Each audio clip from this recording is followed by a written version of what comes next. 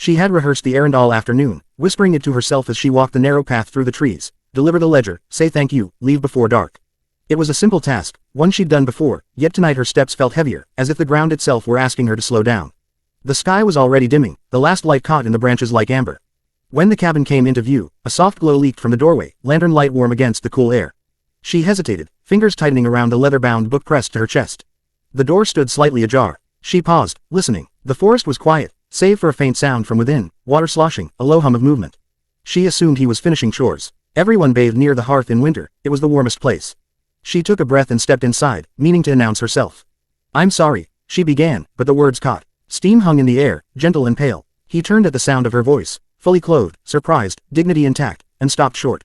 For a heartbeat, neither of them moved. Her heart leapt so hard it seemed to knock the breath from her lungs, not with anything she could name as desire, but with the shock of closeness, of stepping uninvited into someone's private moment. She spun away at once, cheeks burning, eyes fixed on the rough wooden wall as if it might steady her. I didn't mean, she stammered, mortified. Her hands shook as she clutched her shawl tighter, wishing she could step back through the door and rewind time. Hey, he said, gentle, calm, as though he were speaking to a skittish horse. You're all right, stay there, I'll give you a moment. His voice didn't rise, it didn't accuse, it settled the room like a hand smoothing rumpled cloth. She stood very still, counting her breaths, aware of the heat in her face and the way her pulse rang in her ears. The steam thinned, the fire crackled, the world, which had tipped sideways, found its balance again. I should have knocked, she said finally, voice small. The door was open. I thought, you didn't do anything wrong, he replied. That's on me, she swallowed, surprised by the kindness of it. Slowly, she turned, careful, cautious, and saw that he had stepped back, giving her space. A coat lay draped over a chair now, clearly meant for her. He nodded toward it without moving closer. For the chill, he said. She crossed the room and took the coat, the wool heavy and warm. As she slipped it on, she noticed details she hadn't before, the way the cabin was kept, orderly but lived in, the shelves of ledgers and tools, the quiet steadiness of him. He was wealthier than most men in the county, everyone knew that, but nothing about him felt showy. Everything felt chosen. I brought the ledger, she said, holding it out like a peace offering. From the schoolhouse, Miss Alder asked me to return it before the snow. He accepted it with a nod. Thank you, that helps. They stood there, the awkwardness easing into something gentler. She realized her hands had stopped shaking. The embarrassment lingered, but it no longer felt sharp. It felt survivable. I'm sorry if I startled you, he said. She shook her head. I startled myself, she admitted, and then surprised them both by smiling, just a little.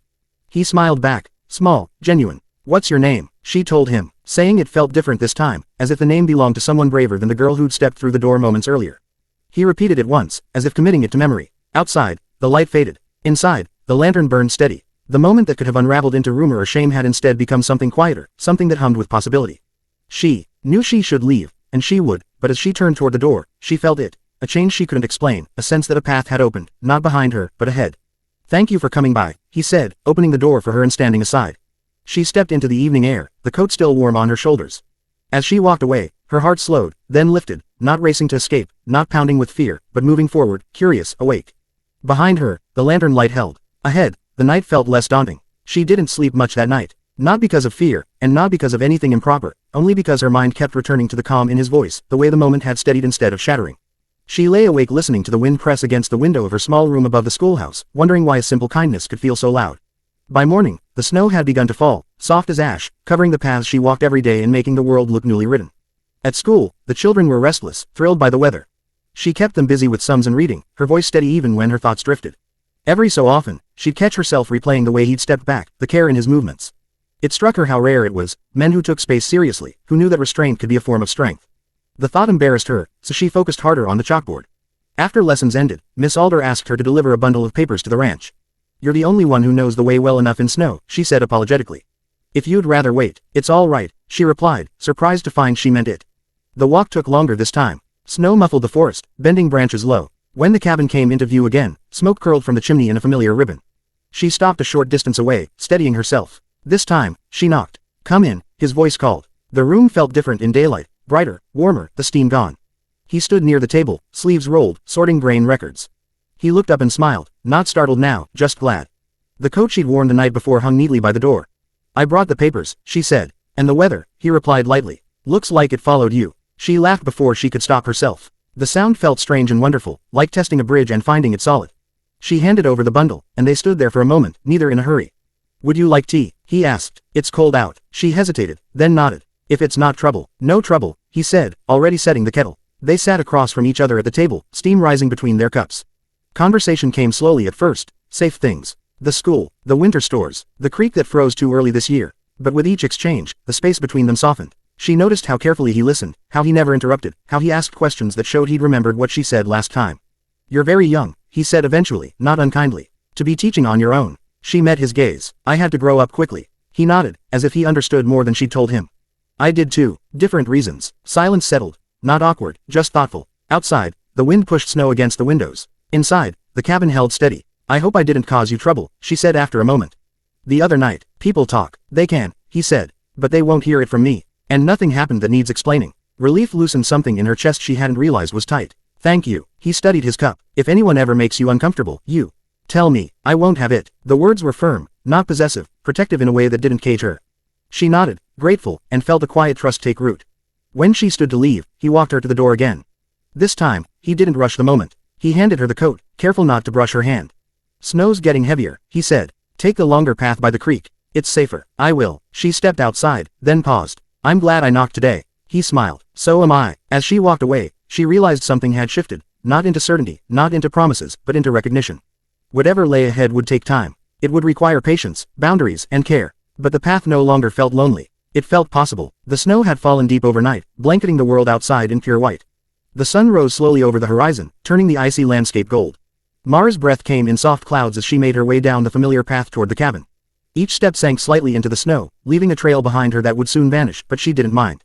Today, she felt lighter. There was an unfamiliar sense of anticipation that hummed in her chest, not a desire she could name, but a curiosity, a hope, a feeling that the world might just hold something gentle for her. When she reached the cabin, she hesitated a moment at the door.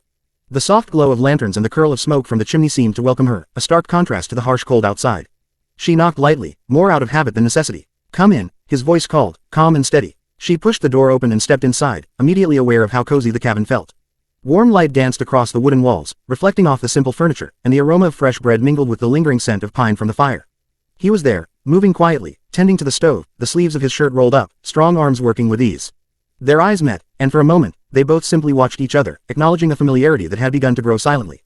"Good morning," she said softly. "Good morning," he replied, turning to face her fully. His expression was calm, welcoming, not intrusive. There was no judgment, no expectation, just acknowledgement. He gestured toward a chair near the fire. "Sit. I made tea." She obeyed, and he placed a steaming cup in front of her. The warmth radiated through her hands, easing the chill from her fingers. Mara took a tentative sip, letting the liquid settle in her chest, and realized how naturally this moment flowed, something so rare it nearly took her breath away. They spoke slowly at first, cautiously navigating around words and silences. He asked about her travels to school, the children, and the days she spent in the frost. Mara spoke carefully, but with honesty, realizing that she didn't need to filter herself as she normally did.